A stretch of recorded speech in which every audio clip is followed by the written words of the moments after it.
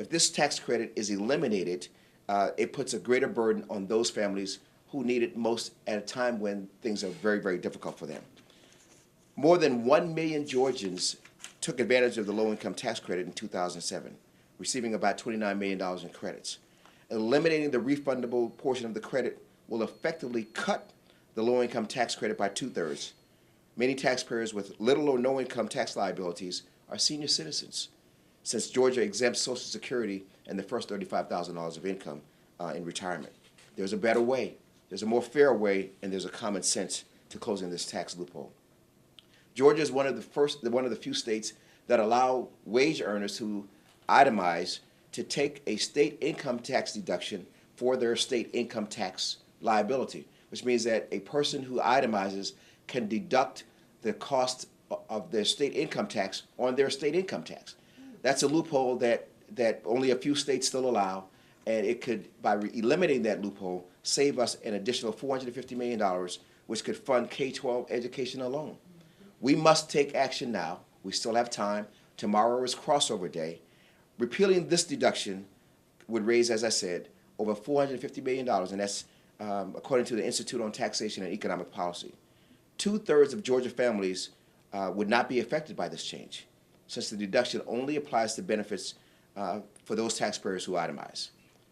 This deduction reduces state taxes by about $21 on the average middle-income taxpayers and almost $2,900 on average for Georgians in the top 1% of income. $450 million in additional revenue at a much-needed time in our state's economy by closing a loophole that is way overdue. Common sense, that's what we need. I'd like to bring up now Representative Debbie Buckner.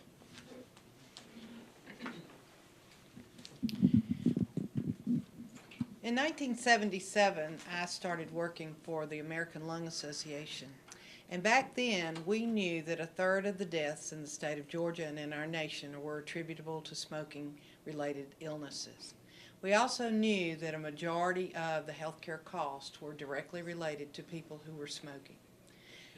Although those numbers have decreased slightly, major healthcare costs are attributed to the fact that people smoke.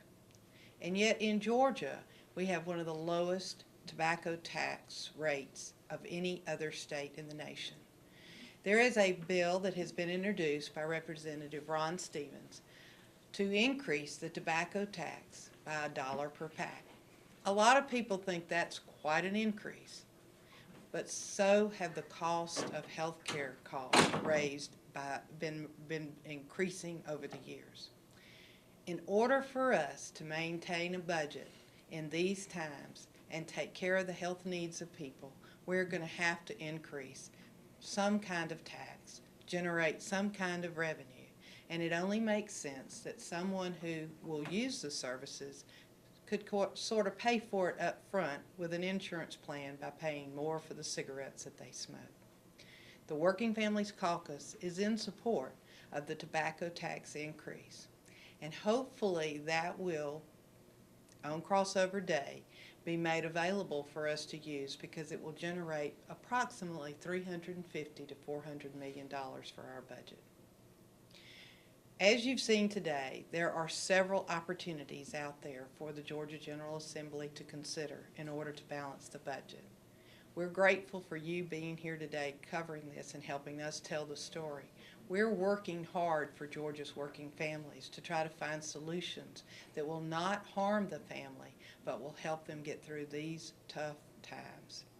We all are having to count our pennies and look at the sidewalk to see if anybody dropped any and pick them up and put them in our pockets. And that's kind of how we felt as legislators as we've looked for every single nickel, dime, and quarter that we could find for the budget. It's going to be a tough budget year. There will be cuts, but there are some solutions out there to make it be less painful for our families if we will just consider them. I hope you will call your state representative and your senator and ask them to consider some of the measures that we've mentioned today. Thank you. We are done. If you have questions. Thank you.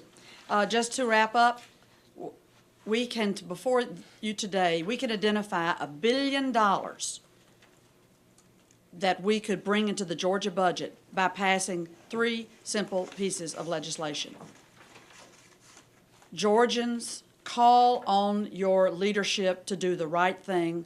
We are balancing the budget on the backs of the most vulnerable Georgians. We are shredding our public health infrastructure, we are decimating our public education system, and we are condemning seniors and the young and the disabled to lives that none of us would wish upon them. Responsible leadership calls for tough decisions in tough times. It's time to pass the legislation that would bring in $1 billion of revenues and give us a way to balance this budget without damaging those who are the most vulnerable. Thank you so much.